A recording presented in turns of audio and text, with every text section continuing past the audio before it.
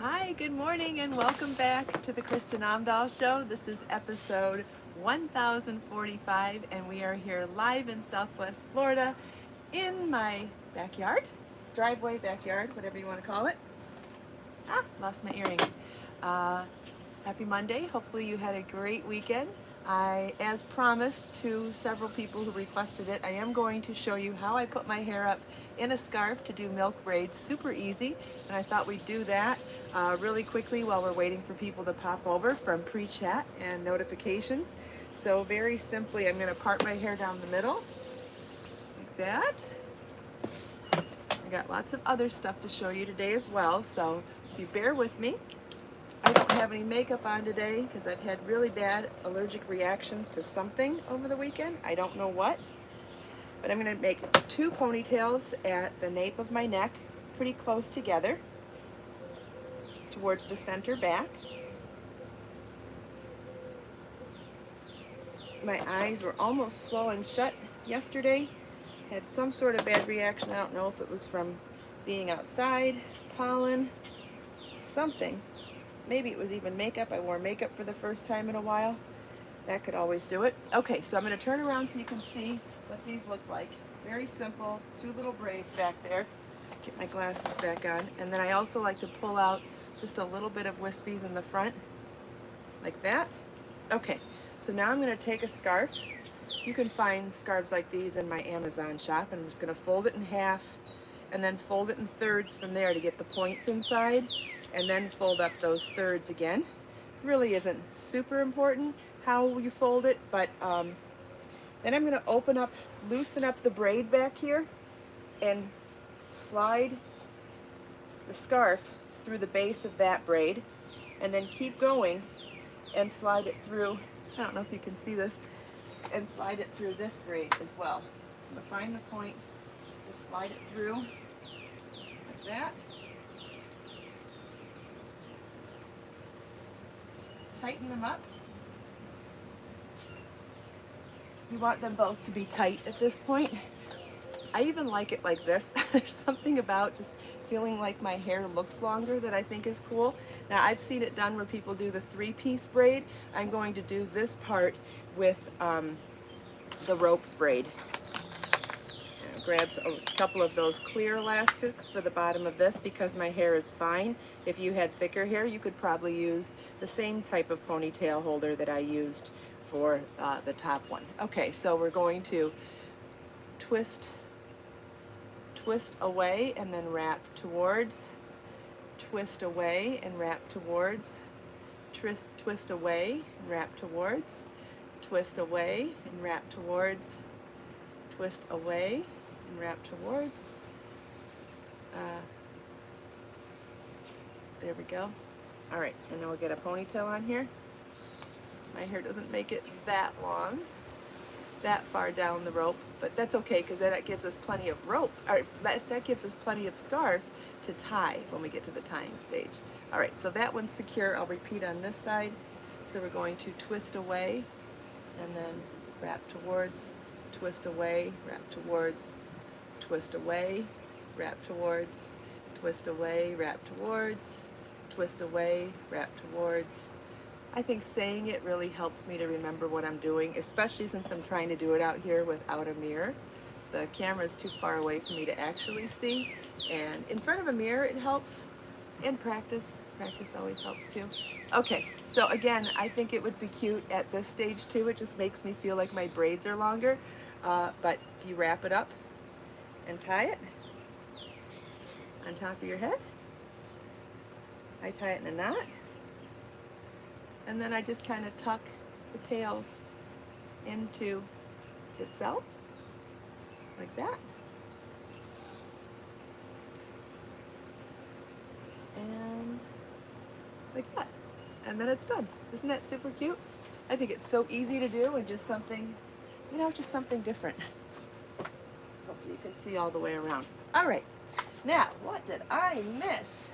Hello, Erica and Picasso and Robin, Marcia, Karen, Donna, Judy, Grace, Tammy, Joe, Irene, Judy, Yana, Karen, Judy, Rita, Julie, Robin, Karen, Patricia, Julie, Lily, Sean,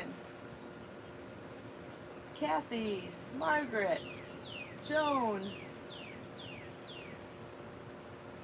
Nancy, Christine, Barbara, Dawn.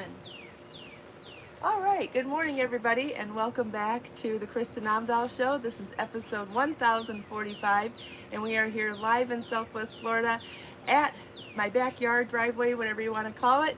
And I really tried to get a special guest this morning. I thought Baby Bjorn was going to join us, but he declined at the last minute. He gets a little, it's funny, sometimes he begs to go outside and other times he is the opposite. He's hard to read at times. He's, you know, improvement isn't a straight line, is it?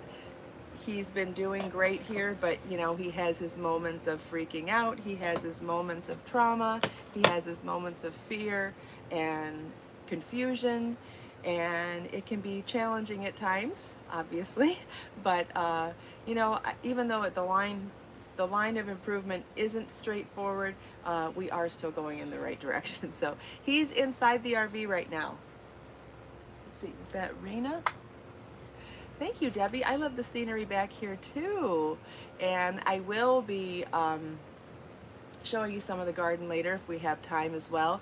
But I really wanted to talk about color today and stash busting. And I talked briefly about it when I showed you this shawl a while. Oh, we got to talk about what I'm wearing too. Let's talk about what I'm wearing first, because once I take that down, I have to unpin it. So what I wanted to talk to you about today is how you can really be intentional with your color when doing a stash buster. I know a lot of times stash busters end up being things where you just pull whatever you can pull from what you have left over of different things. But I wanted to talk about the fact that the way you organize your yarn can have a lot to do with the success of using up your stash. So we'll get to that in a minute. I'm wearing the Candy Ruffle Cold Shoulder Crochet on Fabric pattern, which is such a fun piece to make, and I think it's a really beautiful way to upcycle a plain old simple tank top that you can get at any big box store. So it's a beautiful piece of lace ruffle that is attached to the shirt here, not around the arms, and then attached in the back as well, so that it really gives you this illusion of a much more substantial top than if you just wore the tank top on its own. Also keep in mind, I made this only 3 inches long, but you could make this much longer. You could make it down to your elbows here. In fact, you could make the whole thing longer, or you could just make the sleeve longer at this point too. It's so beautiful. Like I said, it's a great way to dress up and upcycle something already in your closet, but it's also elegant and you have the ability to even make it longer and maybe make it more dramatic as well. But super cute. Now I was able to match the yarn in the tank top for this one, but you could do it in high contrast. You could do it in complementary colors, or you could try to do a tonal match like this as well. And remember, it doesn't have to be perfect when matching. It can just be like one's a darker shade than the other, so it's almost like a shadow effect. This one actually isn't perfect, but because of the shadows and the depths, it ends up working really well because one's a darker shade than the other rather than a different color altogether, and it gives more of a shadow and highlight effect, which I think is really interesting as well. Does anybody have any questions about this before we go on? Yes, like a peasant top. And so hopefully that's not inappropriate to say. I apologize to anybody if it is. But anyway, you could make these longer. You could actually just work the sleeve section down at this point, or you could make the whole thing longer. You could make it like a cover-up top over the tank top, so it's almost like an evening poncho or an evening capelet over. That would be really pretty too. So once you learn the concept and the pattern of figuring out the sleeve section and the body section to figure out how many repeats of the pattern to start, once you do that, adjusting the length is super duper easy. Does anybody have any other questions? Oh, and adding beads, you could add beads to it as well.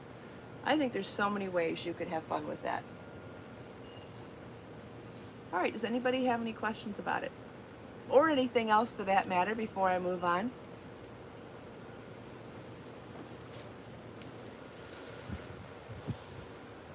Well, while I'm waiting to see if there's any questions, I can show you that I finally bound off my knit shawl that's coming very soon. I just have to block it still. You can see it, the contrast against the white fence. You can see that beautiful medallion stitch pattern. And I did an edging that I thought kind of worked well. Not kind of worked well, it does work well with it. But I wanted to do like something that was very complimentary. So I made a large eyelet hole along the edge to create some scalloping, and then added a picot bind off. So I think it's going to be really amazing. Maybe you can see that up close. You'll be able to see it much better once it is blocked. And we can talk about that another day. In the meantime, I wanted to talk to you about the Isabella shawl behind me. Now, you can find the pattern on my website.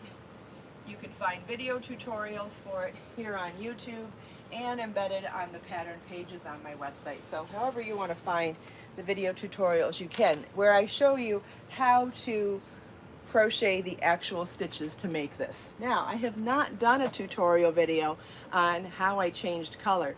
If you would like me to do that, please let me know in the comments. But I wanted to point out why I thought this pattern was such a good candidate for changing colors, and then talk about how I chose colors for it.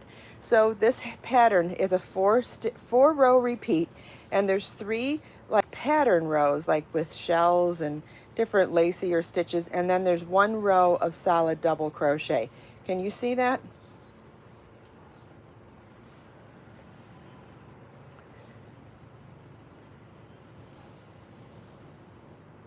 And so I thought that that solid double crochet row being significantly different in texture from the 3 rows. Okay, seeing lots of yeses. Okay, then I'll do that sometime this week. I'll do a video where I show you. I'll start from the top. Don't know if I'll go over too much of the stitches, but because you can watch the videos that already do that, but I do want to go over where you change color and how then. Okay, we'll do that soon. So for those of you that want to get started now, that main color, so I chose this green for the main color. I did rows 1 and 2 in the main color, then 3, 4, 5 in a contrast color, 6 in the main color. Then here's the repeat. The repeat is 7, 8, 9, 10, and we repeat rows 7, 8, 9, 10 for as long as you're making it. So it's 7, 8, 9 in contrast color and 10 in main color. So when you get to the pattern and it says repeat rows 7 through 10, it's going to be rows 7, 8, 9 in the complementary color, and then row 10 in the solid color.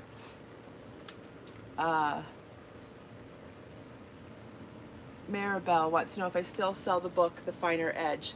I never sold it directly. It is available online. That was one of the books that I published with Interweave Press, and as far as I know at this point, it is their book. But I am working on lots of concepts for new books, but if you're looking for it right now, you'll have to go look on Amazon. Alrighty. All right, so we'll come back to this now. All right, so we've talked about color a lot in the past. We've talked about yarn storage in the past, and here's one example of when I think how you store your yarn can really be the difference between really getting to use your stash well and having too much stash and not being able to use it, and it just stockpiling and then causing you stress, causing you anxiety, and then you end up giving it away anyway. So you buy stuff and then give it away because you never could figure out a way to use it, or you just stockpile it and it takes up more of your space. The more clutter that you have in your life, the more stress and anxiety you have in your life. That's been proven over time.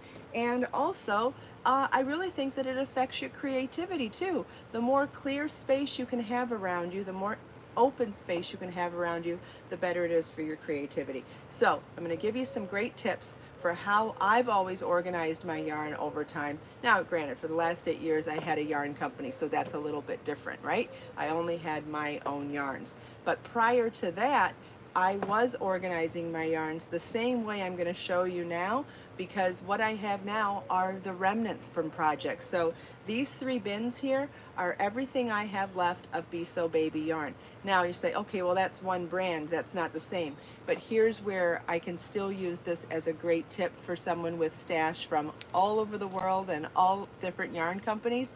I think it's important to organize your yarn by weight and by color.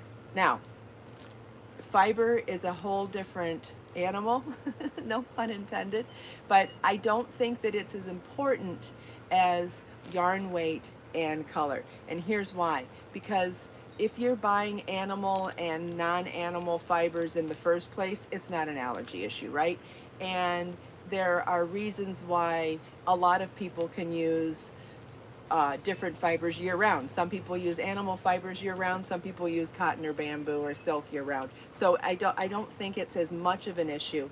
And you can always inventory your stash and organize it even further, or just keep a nice inventory list of what you have by fiber as well.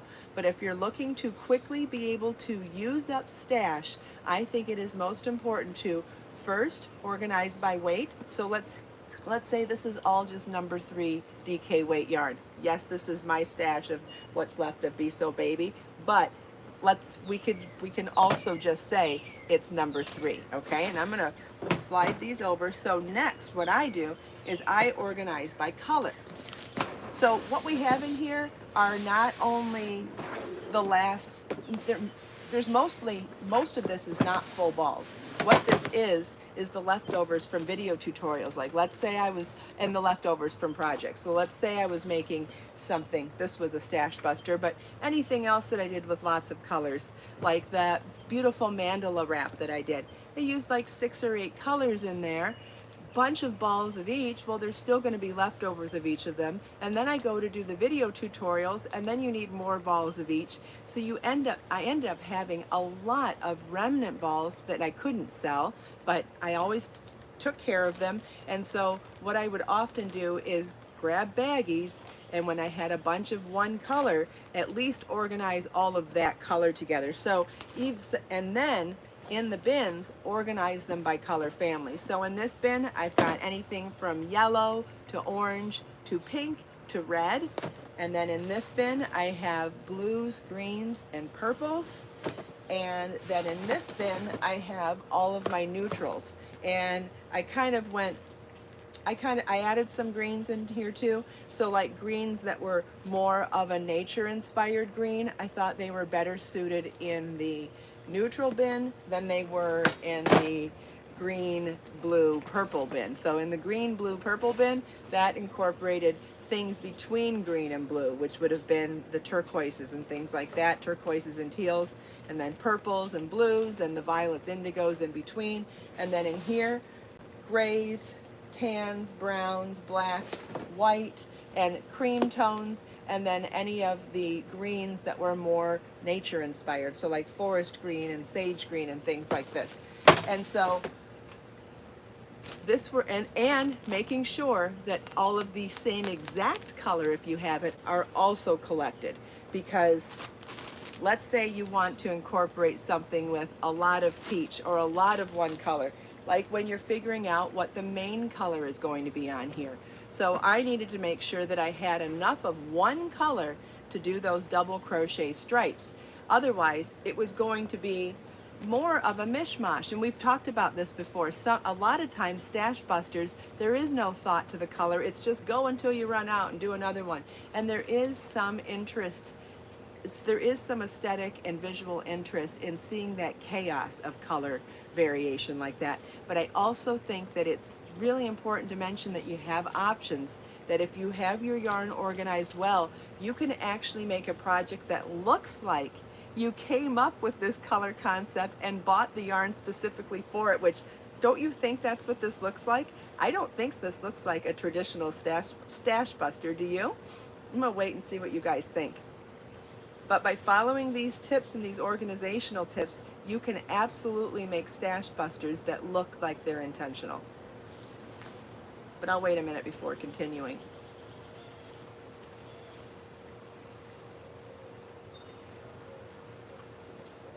Thank you. I think it's a beautiful shawl too. I love it. I love it in a solid color like we did in the poncho, but I love it with the multicolors too. Okay, so then you could ask then if you're assessing your stash. Now I assessed my stash and I knew I had a good amount of the lime green. So like let's say in one color of your yarn you have 10 balls or 6 balls. That would be a good candidate for, or whatever, 4 balls, whatever it ends up being. If you have a lot of one ball, there's your main color. And then if you have a lot of 2 or 3 colors, you could do, this doesn't have to be so many different colors. You could do that 3 color stripe all in one color and that 1 row stripe all in one color. This could be a 2 color project too. Let's say you just have a ton or have a leftovers in 2 colors. You could do it in as many colors as you want. What if you had, and what are you looking to say? So my inspiration for this one was a flower garden, like a zinnia wildflower garden, right? Where you have a bunch of bright colors, and what brings them all together? The leaves. And we've talked about this before too. If you're ever stuck on inspiration for mixing colors, Mother Nature is the best artist for mixing colors. And oftentimes she brings the bright colors together with browns or with greens or with sand colors or neutral colors. And I think that's just such, I don't know, it inspires me so much when I see how Mother Nature combines, even like the sky behind us, that blue with the green and the white fence, which could represent white fluffy clouds. Like those colors look amazing together. And you may not think to put those colors together, but it's something that you love to stare at, right? When we have free time and we can just stare at the sky and the trees, we do, right? Love to stare at nature. And it's because we love what Mother Nature has already put together. Okay, so in this one, I thought that going with bright colors that were flower inspired, and I was struggling at one point, so I put all of these pinks together, and then I realized I didn't have a significant amount of any other pinks to keep this with pinks. And I thought, well, I do have some purples, but I thought, well, pink to purple really go? Like, I felt like it was a reach. And that's when I decided to put a stripe of white in between them. And I don't know, it was on a whim, but I feel like it works so well. It kind of legitimizes the story of going from pink to purple. Does that make sense? Like, I really wanted everything to look intentional. Oh, and that's why I went from light to dark. So I went from light to dark in the pinks, and then I didn't know how to transition from light to dark pink to then do light to dark purple, or would you go dark to light purple? And I thought a great way to break that up was to put a line of white in there. And I think it did break it up. So I wanted to point out all of those thoughts that went behind it, so you can see that you really are the designer of all those colors. And what story do you want to tell? My inspiration was a field of wildflowers, which were bright and had lots of bold color, but were also brought together with the leaf green. Now, looking through any of these bins, you could do anything else. Obviously, rainbow's always a good one, whether you have pastels, primaries, or brights and neons. Rainbow is always a fun color combination. And then what do you do for the base tone to tie it all together if you wanted to do stripes? Well, at that point, you could either do something dark or light. You could break them up with white. You could break them up with black. You could not break them up at all. What if you did this where you could do this anyway. Every row could be a different color, right? But what if you stayed with my same color concept here, but instead of doing a main color, make them all complementary colors. So like where it's green here would be color 1, color 2, color 3, color 4, color 5, color 6, color 7, color 8. Does that make sense as well? Like you don't have to do one color for the double crochet rows. It could just be the next color. Then there's still more options. So let's say you wanted to do only 5 colors, and obviously we're doing way more stripes than 5 colors here. Then what do you do? Do you go in, or what do you do when you end at the 5th color? So you've got color 1, 2, 3, 4, 5. Then do you go back to 1? Or do you do 1, 2, 3, 4, 5, 4, 3, 2, 1, 2, 3, 4, 5, right? I find that when you're doing contrast colors, 1, 2, 3, 4, 5, 1, 2, 3, 4, 5, 1, 2, 3, 4, 5 is great, especially if colors go in a specific sequence like rainbow. Then going in order and just starting from the top again is great. But what if you're doing gradient colors? Like imagine these purples without all this other striping in there. For the purples, I would go 1, 2, 3, 4, 5, 4, 3, 2, 1, 2, 3, 4, 5. And that would keep that tonal family imagery of those colors. I think it would be more soothing. I think it is more jarring when you go right from 1 to 5 again. Does that make sense? What else did I bring today? I thought I brought more stuff. That might be it. Let's see. I'll wait to see if there's any questions though. You know I could talk about color all day. Does anybody have any questions?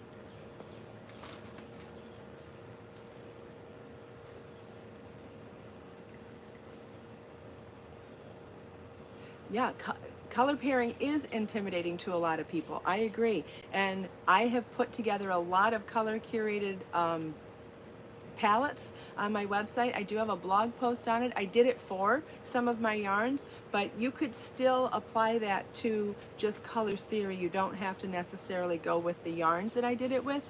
It applies to yarns in any, from any company. And it would also work for, it also work when you're matching things from any store, from stores with homemade or handmade or just store-bought stuff. Just color theory works for anything. Designing rooms, putting stuff together for things like that too.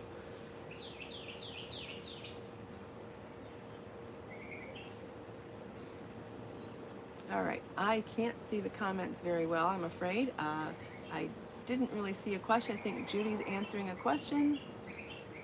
Thanks, Thea. Okay, I don't know about you, but how would you like to close your eyes for 30 seconds like we've done in the past? I think with those birds singing, it's going to be lovely. If you trust me, close your eyes with me, and I won't leave you hanging. I'm going to count to 30 while we just relax, listen to the birds, and I'll let you know when we open our eyes. So if you want to start right now.